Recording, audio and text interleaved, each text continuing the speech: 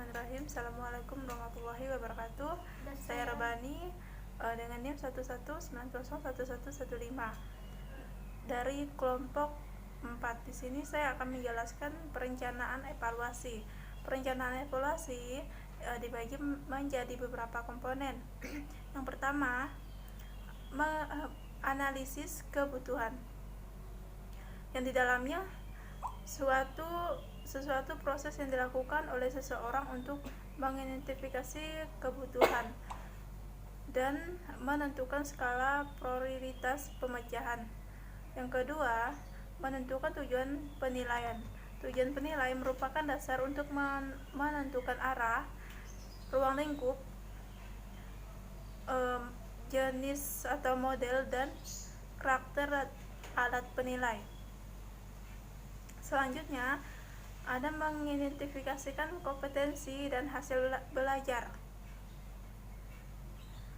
Bertuju untuk mengidentifikasi kompetensi yang akan diuji selanjutnya.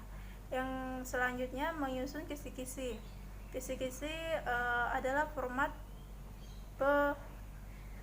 pemetaan soal dan menggambarkan distribusi item untuk berbagai topik dan pokok pembahasan berdasarkan jenjang kemampuan tertentu. Selanjutnya, uji coba dan analisis soal. Tujuan untuk mengetahui soal-soal yang perlu diubah, diperbaiki, bahkan dibuang sama sekali, serta soal mana yang baik untuk dipergunakan selanjutnya. Selanjutnya ada revisi dan merakit soal ataupun instrumen baru. Hal ini sudah diuji coba dan dianalisis, direvisi kembali sesuai dengan tingkat kesuksesan soal dan daya pembedaan. Selanjutnya ada pelaksanaan evaluasi. Di sini pelaksanaan evaluasi artinya bagaimana cara melakukan suatu evaluasi sesuai dengan perencanaan evaluasi tersebut. Di sini ada di pelaksanaan evaluasi dibagi menjadi dua, yaitu ada non-test dan untuk mengetahui tingkat kemampuan kompetensi. Yang non-test isinya yang dimaksud untuk mengetahui perubahan sikap dan tingkah laku peserta didik. Yang selanjutnya untuk mengetahui tingkat penguasaan kompetensi menggunakan bentuk tes, pensil, dan kertas.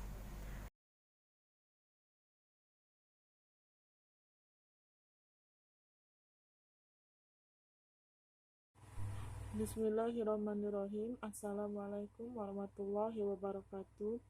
Perkenalkan, nama saya Desi Tinigrum, NIM 11901286. Saya perwakilan dari kelompok 4. Saya ingin melanjutkan dari pemateri sebelumnya, yaitu Rambadi menjelaskan tentang poin A. Sekarang poin B, yaitu perencanaan dan pelaksanaan evaluasi pembelajaran. Perencanaan evaluasi.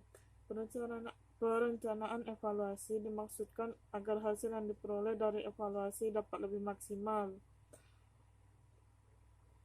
Perencanaan ini penting, bahkan mempengaruhi prosedur evaluasi secara menyeluruh.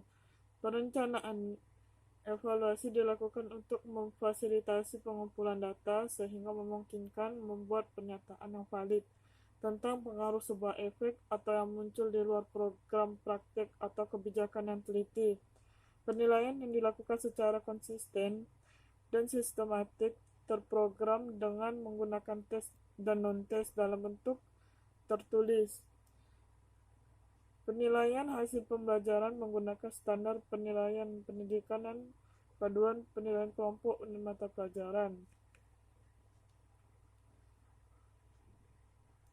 Perencanaan evaluasi dilakukan untuk memfasilitasi pengumpulan data sehingga memungkinkan membuat pernyataan yang valid tentang pengaruh sebuah efek atau yang muncul di luar program praktik atau kebijakan yang diteliti. Perencanaan ini penting bahkan mempengaruhi prosedur evaluasi secara menyeluruh. Perencanaan evaluasi dilakukan untuk memfasilitasi pengumpulan data sehingga memungkinkan pembuat pernyataan yang valid tentang pengaruh sebuah efek atau yang muncul di luar program, praktek atau kebijakan yang teliti. Sekian, itulah yang bisa saya jelaskan. Mohon maaf.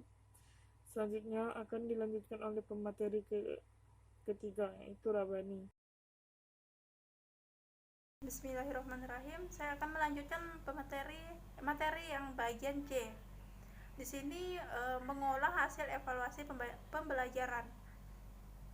Dalam hal ini, guru menjalankan tugasnya sebagai evaluator harus mengikuti prosedur yang ada dalam mengelola hasil evaluasi pembelajaran. Prosedur pengelolaan memiliki fungsi penting dalam dunia pendidikan, yaitu tertulis dalam buku yang dituliskan oleh Rosinta tahun 2014, mengungkapkan bahwa fungsi prosedur adalah untuk membantu seorang dalam memahami bagaimana melakukan suatu dengan cara tepat sehingga tujuan tersebut dapat tercapai secara efisien dan efektif. Selanjutnya, menurut Ahmad tahun 2015 tentang presentasi belajar, berarti pengelolaan data tersebut akan memberi nilai kepada peserta didik berdasarkan kualitas kemampuannya. Selanjutnya, persoalan adalah bagaimana cara mengelola data agar mempunyai makna. Misalnya, seorang peserta didik memperoleh skor 60 dari ulangan harian. Juga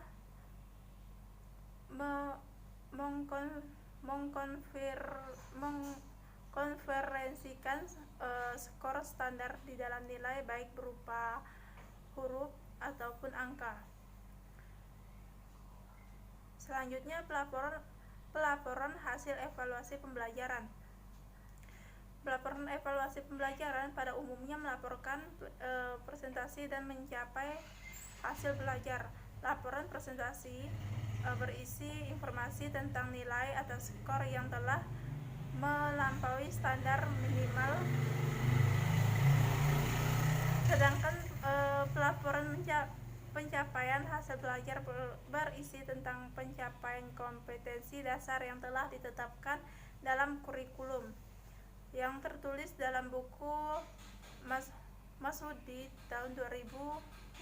Sekian yang dapat saya jelaskan.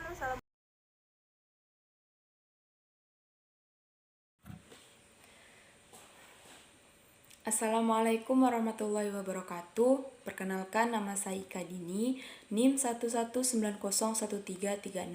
Baiklah, di sini saya akan melanjutkan presentasi dari saudari Rabani, yaitu kita masuk ke bagian D tentang mengolah data evaluasi dan melaporkan hasil evaluasi dalam pembelajaran. Baiklah, kita akan membahas sub yang pertama tentang pengelolaan data evaluasi dalam pembelajaran.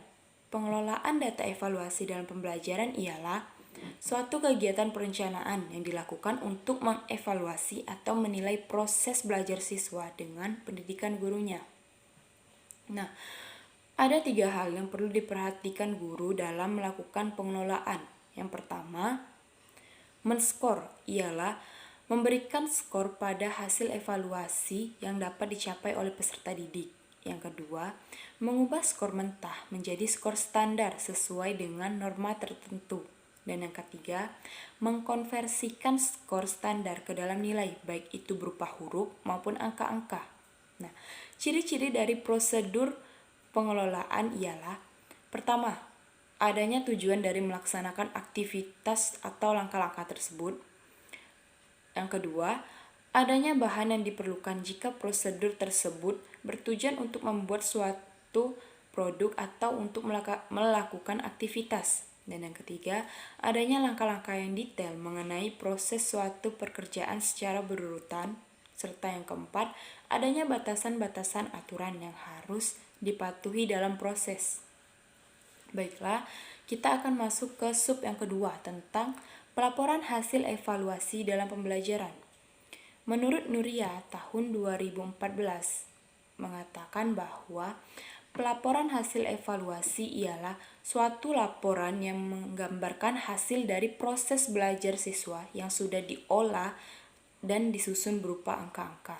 Nah, jadi maka dari itu kita harus menggunakan bahasa yang komunikatif, menitik beratkan pada proses dan hasil yang telah dicapai oleh peserta didik, memberikan perhatian terhadap pengembangan dan pembelajaran peserta didik, serta memberikan hasil penilaian yang tepat dan akurat.